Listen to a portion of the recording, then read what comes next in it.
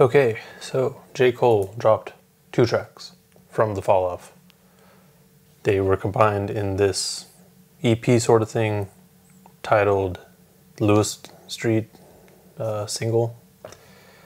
But the 2 tracks that we got are The Climb Back and Lion King on Ice. He says a lot of things in here. It's time to break it down. So we'll start off with The Climb Back. So it starts off with an intro. Are you doing this work to facilitate growth or to become famous? Which is more important? Getting it or letting go? You can do anything, which gets repeated a few more times. Which then goes into the chorus. Everything come back round full circle. Why do lies sound pleasant but the truth hurtful? Everybody gotta cry once in a while, but how long will it take for you smile? This is that come back to life shit. My N-words pick me up and we go and light the city up as if the sun had the night shift and paint the town red for my found dead too soon. Pretty straightforward chorus. Based on the chorus there, he's kind of just talking about if you mess with my homies, we're gonna come for you, basically. So Cole has 2 pretty long verses, so I'm gonna break them up a little bit in there. He starts off, yeah, to the left of that decimal I need 7 figures to pay the joint. Turn up your decibels, peep how I decimate a joint. Check out my projects like them workers that Section 8 appoints, and you'll see how I flipped like exclamation points. My N-words shoot first as if they never played the point. More 2 guards, enough straps to fill 4 U-Hauls. More death than World War II caused around these parts. We pour the brown just to drown these thoughts of black corpses in our county morgues. Lord, those images haunting. I ain't been sleep yet. It's 10 in the morning. I'm sending in a warning. A problem with me is like the BET Hip Hop Awards. I'm starting to see you don't want it. I'm sick of this flaunting from, I know for show, ain't got more dough than Cole. Trash rappers ass backwards trying to go toe to toe. We laugh at ya. Staff strapped up on top of the totem pole to blast at ya. Bass masters, look how they tote a pole. They gotta know the ropes and the protocol. Or they going for show, blow your clothes half off like a promo code. Okay, I'm gonna cut it there because he just keeps going. But in this first part, it's really just kind of like Cole talking about regular, like, industry shit. Like, he's gotten to the point where he won't perform somewhere unless he's getting 7 figures, which is ridiculous. But Cole's at that level, he can do it. The shoot first is like this is a basketball reference, Cole hoops. And it's funny because he was actually talking about in his, I guess the article that he wrote, or the essay, that went up yesterday, I believe, where he was talking about how he's sad because he can't dunk no more. But anyways, more death than World War II round these parts. I don't think that's specific to the area, but it can be. Like, I could see it definitely being that way. But I think he's speaking more in generalization, like as in the States, people are dying, and then the black corpses in county morgues. Again, pretty straightforward given what's happening. Like, there's so many black people being killed for no reason. When he mentions he ain't been asleep yet till it's 10 in the morning, he's being haunted by those images of the black corpses in the morgue, so he can't sleep. Him sending a warning, like, a problem with me is like the BET Hip Hop Awards. I'm starting to see you don't want it. That's funny, because honestly, I don't know. I think this year was like the first year in hell long that people actually tuned into the Hip Hop Awards, and that was just because people were stuck at home and had nothing better to do. But, like, it's pretty evident that people don't really care for the Hip Hop Awards, and it could be even more, like, deeper than that, where, like, the statement that America loves black culture but hates black people. Like, they want black culture, but they don't want the black aspect of it. At least that's what I'm thinking. And then he's just talking about rappers, trash rappers, ass backwards. I mean, Cole is at the upper level of lyricist these days. Most people can't really come for him. We laugh at you, staff strapped up on top of the totem pole to blast at you, Bassmasters, look how they totem pole. Totem pole to tote a pole. They're talking, he basically compares these, I guess, lower rungs of rappers to fishermen who just towed a pole. And he's kind of talking to these smaller rappers, you could say, where he's saying, gotta know the ropes and the protocol, or that they going for show, blow your clothes half off like a promo code. Basically, you kind of gotta know the industry to be able to be in the industry. Like, just know the rules and you'll be cool. And you won't like kind of get blindsided and knocked out, essentially. The rest of the verse, made a little tune called Folding Clothes, and still ain't known to fold. Under pressure, well, you know what Cole do, make a diamond. They just rhyming me, I'm quoting gold. One phone call gets you canceled like a homophobe. In this PC culture, address me as the GOAT, like they call Chief Keef Sosa in my sectional, like a fucking 3-piece sofa. I'm known as the chosen one. Another dead body lay frozen, that's how it goes sometimes when weighing coke, and not the pros and the cons. Well, I ain't with that sleeping on the ground like a gopher, so I go for mines. He's just referencing how he made the song Folding Clothes, and he doesn't fold under pressure. And, you know, pretty straightforward. He's just going off of that. You know what Cole do. Not Cole as the person, Cole as actual coal in the ground that under pressure forms diamonds. This is all just a reference to his one of his Simba tracks too. One phone call gets you canceled like a homophobe. I don't know if he's talking about anything in particular, or maybe he's just speaking in generalizations. I don't know. And then the PC culture line, I don't know really. Like, I don't know what he's addressing. He might be addressing the no-name stuff again. Maybe. But I don't know, because he's supposed to have been working on these songs in this album since 2014. So, yeah, and then he continues that diamond and mining idea through till the end of the track, or sorry, end of the verse, where he says he's not with that sleeping on the ground like a gopher, so he goes for mines. That could be just like, I'm here for these guys, like I go for mine, or I go for mines. I don't know. That brings us back to the chorus again. And then into the second verse. I don't want to go through the chorus again. Survival at all costs, every day N-words get logged off, bodies get hauled off, passing a funeral procession while holding my breath in the car. I thought, at times it'd be feeling the devil be winning, but do that mean God lost? Just got off the phone, he back in the kennel, my dog lost.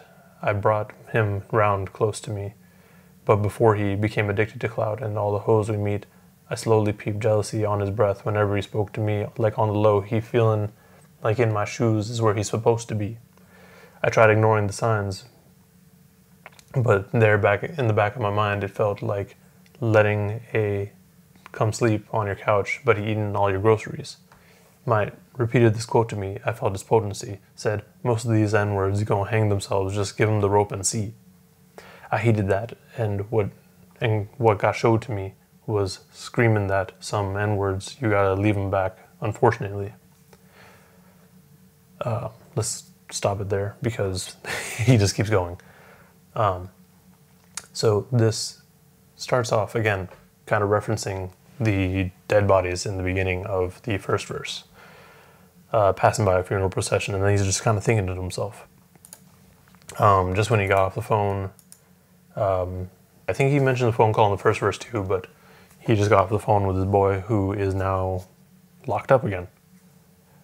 And Cole feels bad because he brought him in, but then because of what surrounds Cole as a celebrity or a rapper, like all that clout kind of got to his head. And then he thought that he was just better than him. And then basically all that stuff. Cole knows that his friend was being jealous and kind of thought that he should have been they should have been able to switch places. And then he kind of ties that in to like when you let your homie sleep on your couch and then he just eats all your food. Like, bruh, I already gave you a place to stay. You ain't got to eat all my food. Like, don't eat all of it. Come on now. Then when he says, when he's still talking to his friend, and he quotes, "Most of these N-words gonna hang themselves, just give them the rope and see." Now, that could be just straightforward. Like, you give people the means to, like if they're in jail, they may want to kill themselves as a way out. I don't think that's what he's going for here though, because I think like Cole will go deeper with these things. It could be that like you give people these supplies and the means to do something, but instead of the way that you think they're gonna handle these things, they go a completely different direction and basically screw themselves. Like, you basically gave them everything they needed, but then they still messed up. And that could be to someone that's perfectly fine, like you're good friends with them, like, and you know them really well. Or someone that's just like gets hyped up off stuff. We seen the trap N-words beyond that demon clock resultantly. They fiend to clap as often as the genius app misquoting me. Meanwhile, I see your diamonds is glistening. I'm glad you shining, but I need remind you might is diamond and nickelin'.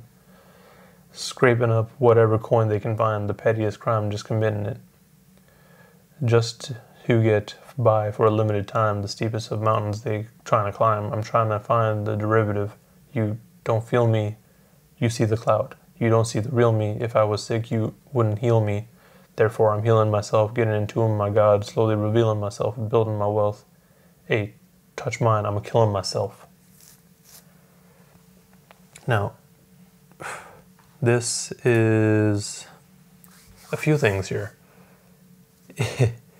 We seen the trap.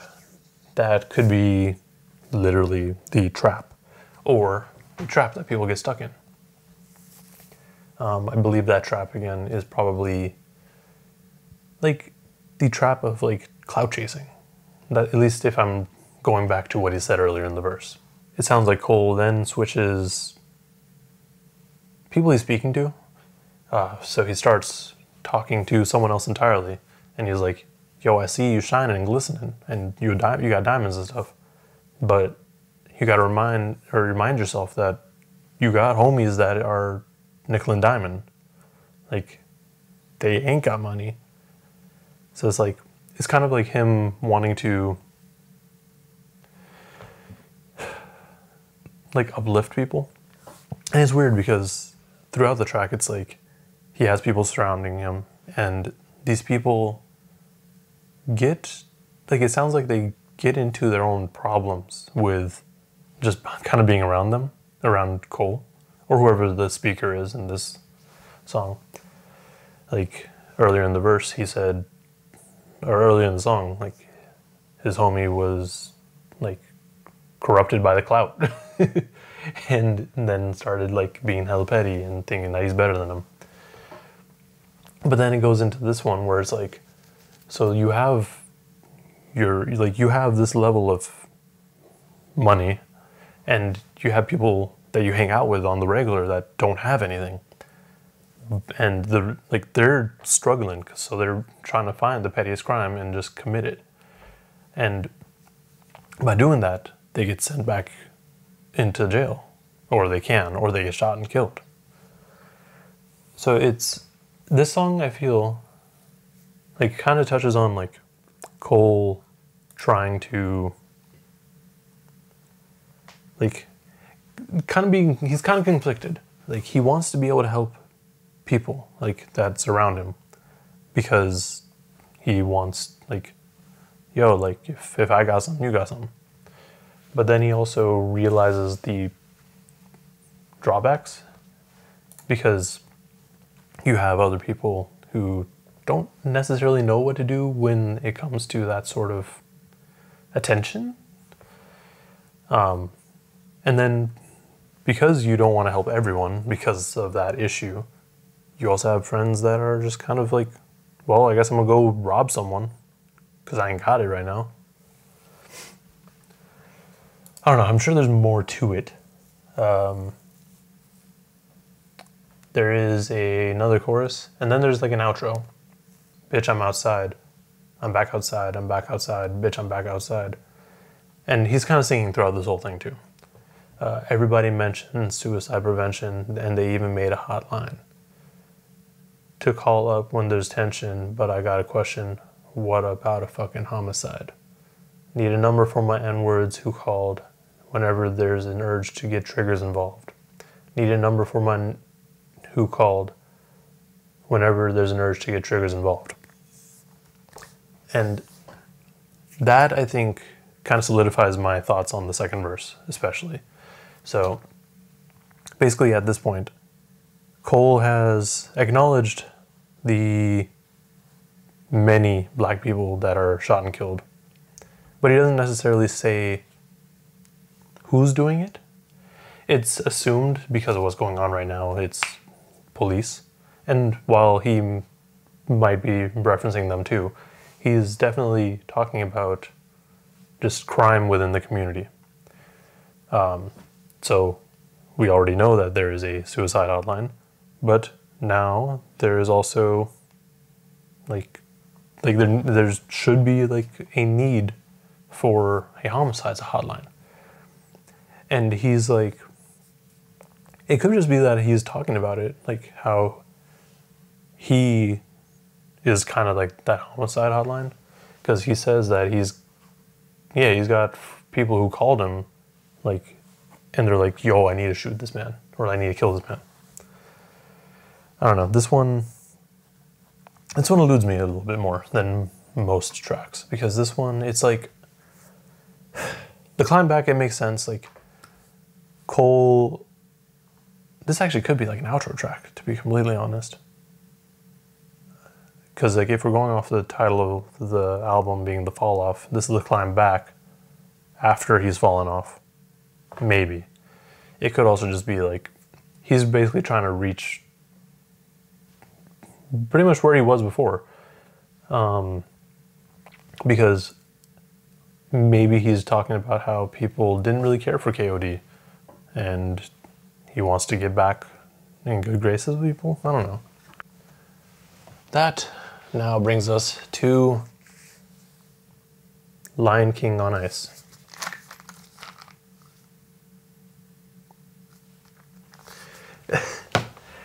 So this is the second track on this two-piece, you could say. And this one is not only produced by J. Cole, it is also produced by T- and Jetson Made.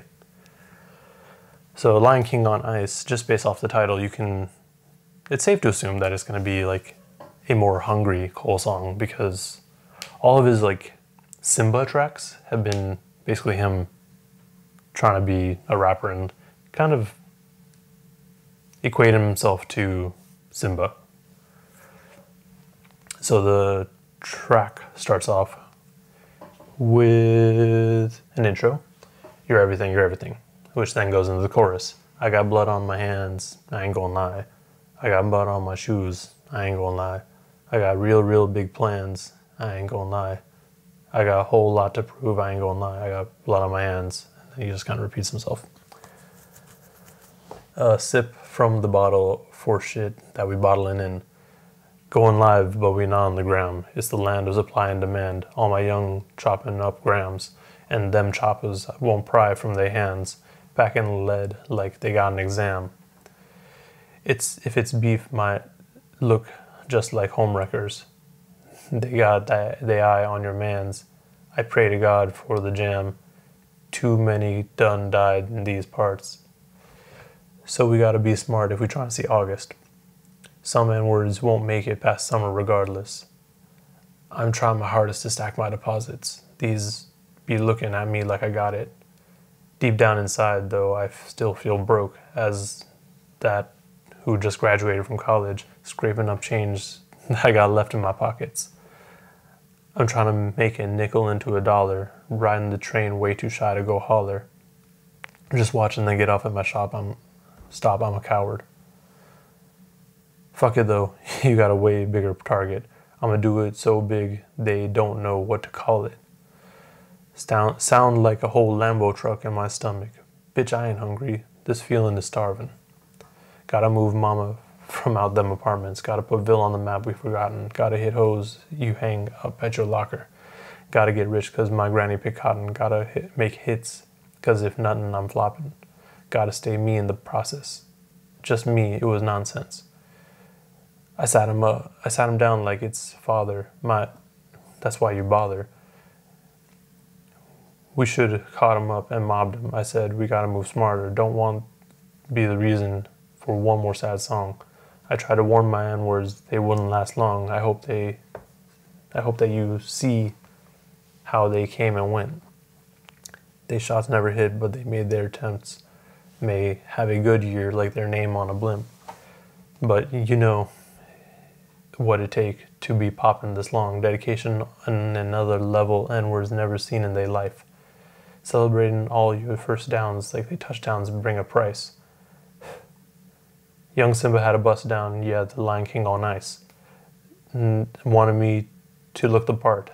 Had to stop taking advice. Put jewelry on to the side. Had to find me, had to find God. Half the time we be pacifying what they expect from us, but that's treacherous. That shows less of us. I need y'all to see every part of me, every scar, every artery, every story that I can recall, then I can fall. This song, or this verse, I mean, there's a lot going on here. And this, I feel actually like it could be from not necessarily the perspective of Simba, but from Mufasa rather. But it could also be Simba, so maybe I'm just going into it. He's talking about how he has people who just chop up grams to make money, essentially. And then they pack in lead, like guns and bullets. Like they got an exam, like they're always ready. If it's beef, you look like homewreckers. Yeah, kinda. I mean, because a lot of times when it comes down to gang violence, like, you don't really, or a lot of people don't necessarily care who their person that they're going after is related to. So you kind of are a homewrecker because you don't know what type of life that person lived outside of doing you wrong. We've got to be smart if we're trying to see August. That I don't think is specific again to what's happening now. Like, because he also says some won't make it past summer regardless. So that could be both due to the quarantine, but I think it's also just due to what's going on in the hood. With gang violence, like some people, like you don't know how long you're gonna live. He mentions how even though he's basically stacking his money, he still feels broke. Like he's in the mindset of a college student who is basically struggling for money, which also ties back into the Simba references because he was making all these like mixtapes in college. And then the line where he says, sound like a whole Lambo truck in my stomach, bitch, I ain't hungry, this feeling is starving. That's kind of tricky because like he's on the train because he ain't got money for a car and he's just hungry. And that not necessarily like the hunger of not having food, but because he's relating his hunger to a Lambo truck. Like, he's basically saying he's hungry for these things. Like, the hunger inside of him is like a Lambo truck. Like, he wants a Lambo truck, and he has a Lambo truck now, which we are well aware of. So it's like that's kind of what's driving him, more car references. Then when he goes to the line, I tried to warn them, they won't last long. I hope that you see how they came and they went. They shots never hit, but they made their attempts. May have a good year like the name on their blimp. So remember how in 2018, Cole made the song basically, 1985, sorry, which is basically just directly towards Lil Pump and other rappers like him who just kind of ride a wave and then just disappear. And like, he was kind of giving them advice and stuff. And people pushed back. There were diss tracks. And now, where are they? So that's what Cole's talking about. He's like, yo, I told y'all this would happen, but y'all didn't listen. Where you at now? And then where he's saying, but you know what it'd take to be popping this long, dedication on another level. Straightforward. To be someone that people will constantly talk about. Like, you have to do something. Like, that's some sort of dedication to your craft. Like, that is impressive. And then he could also just be talking about the dedication that his fans have to him. So, the young Simba had a bust down. Yeah, the Lion King on Ice. Bust down, like when you, like busting down your jewelry. So now, young Simba has grown up. Now he's a Lion King and he has the jewels to show it. Like, kind of like how Cole, I mean, he's already claimed King Cole, but, you know, like, he started as young Cole, and like now he's, again, King Cole, and he has the money. They wanted me to look the part, but I had to start taking advice. Put jewelry to the side, had to find me, had to find God. In his early days, like, off of Sideline Story. Like, that was kind of like in Born Sinner. Cole was, to me, just kind of like whatever. Like, those are good albums, but it's like, Cole as a person just kind of felt like fake, you could say. And that's kind of what he's touching on here. Like, he felt fake, and basically he's like, nah, this isn't me. He put the jewelry away. He's no longer on ice. Basically, kind of alluding to his retirement too, I think. Where he's saying, I need y'all to see every part of me, every scar, every artery. Like, he's trying to be as open as possible. I think that one's pretty straightforward. And then every story that I can recall, then I can fall. That, to me, sticks out because it's like, are we just going to get a bunch of stories on this album? Maybe. And I mean, The Fall obviously is like him retiring, but it could also just be seen as in Lion King, spoiler alert if you haven't watched this 30-year-old movie, where Mufasa falls because Scar, his brother, just kind of let go. And he gets trampled by a wildebeest, and Simba is there watching. I don't think that's what's actually going to happen. I don't think Cole's going to fall off a cliff and get stomped by a wildebeest because his brother dropped him. I don't think that's going to happen. But it could also just be like, all right, I'm done. This is all I got. Like, I put everything out there. I have nothing else for you guys. Anyways, that goes into the second chorus and the second verse, which is far shorter. Lately, I reflect on the times they was low. I got up off the floor. I'm stronger than ever before. I'm stronger than ever before, just like I planned to be. They want to see me fold. It ain't no thing to me. Thoughts when I was broke, if only I could be. Pockets holding hope, it ain't no thing to me. At night I hit my knees, I pray for better days. Then found the better me, I got my head on straight. That one I think is pretty straightforward. Like, he's reflecting because, like I mentioned, this is probably his last album. He's going to most likely retire, and he kind of alluded to this in his essay as well. Like, these are things that he's reflecting on, and he just wants to talk about it. He takes the reflections of when he was lower, like back in the day, and now he's up, and he's like, yo, I'm better than that now. I'm stronger than ever before, just like he planned to be. He then, again, talks about the folding thing, like on the last track.